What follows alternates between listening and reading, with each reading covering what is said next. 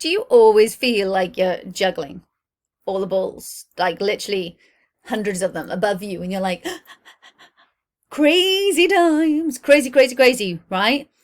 If you're feeling like that, then stick around because I'm going to give you a few tips to try and help you put a few of those balls to one side so that you don't feel like you're always on this hamster wheel.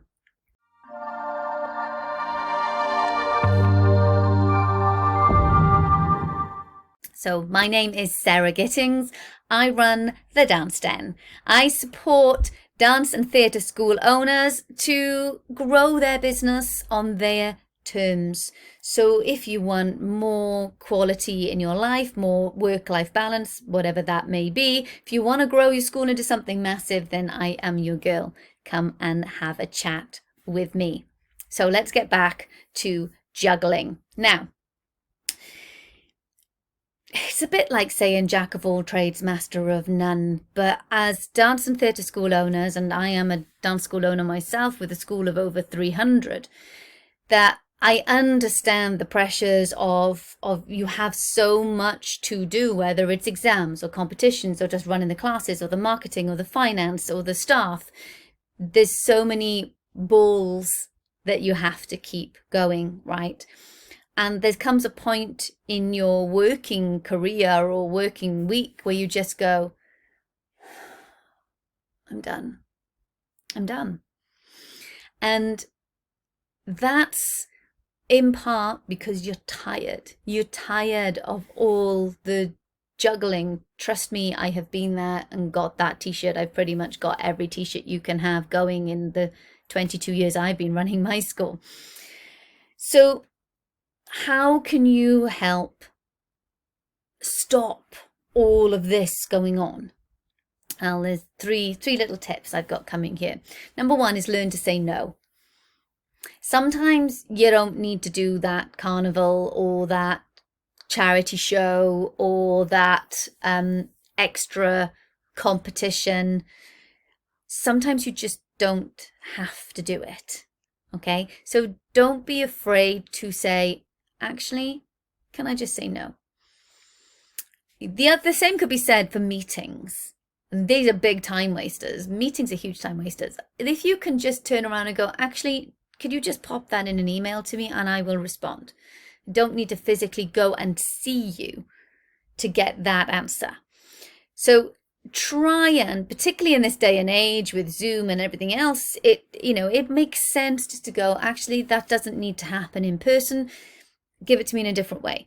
That's you saying no, because by not going to a meeting, you're not traveling the time, to get in the car, to go, to have the meeting, to come back.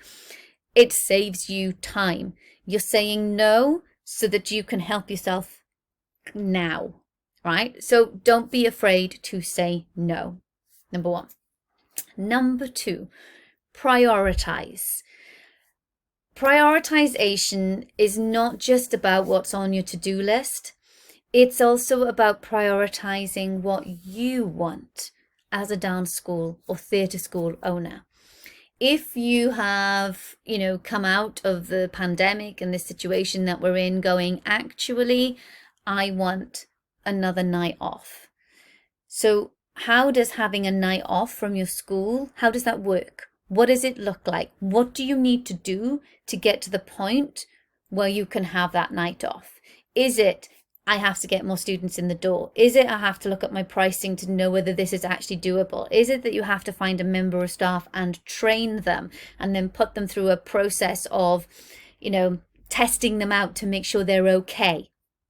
What is it you have to do to make that happen? And therefore, that becomes a priority for you because in the back of your head, this is what you want. So therefore, rather than trying to busy yourself with lots of everything that's on the to-do list, you go, no, the priority is I want this night off.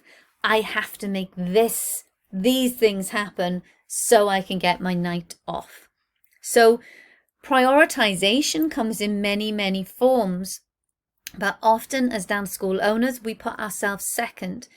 And in the den, My Den, which is my membership program that I have for dance and theatre school owners, we have a saying, you come first.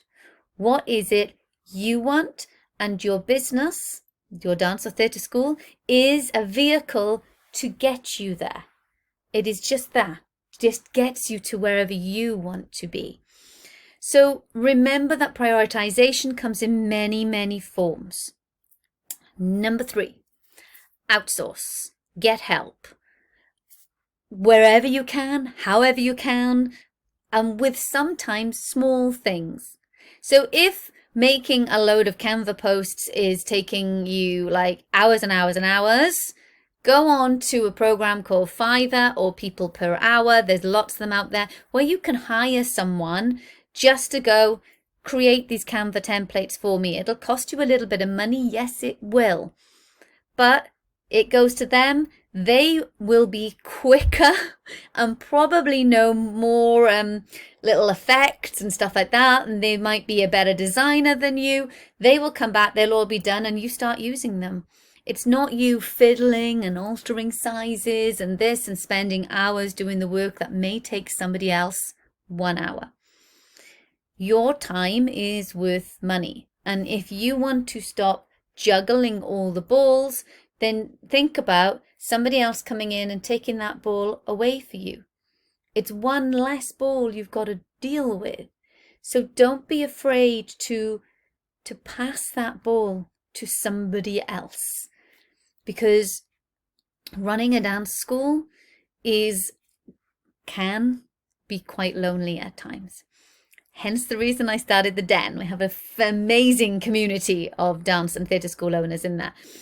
And just by having that extra person just to go and outsource and get help and all the rest of it, it can make you go, okay, I can breathe again. What were my priorities? And off you go. Yes? So think about that. It doesn't have to be all you. And it shouldn't ever try and be all you. But as dance and theatre school owners, yeah, been there, got that t-shirt as well.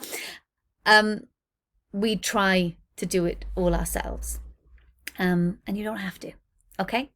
All right. So I'd love to hear, what are you going to do to try and stop all of this juggling? Feel free to DM me.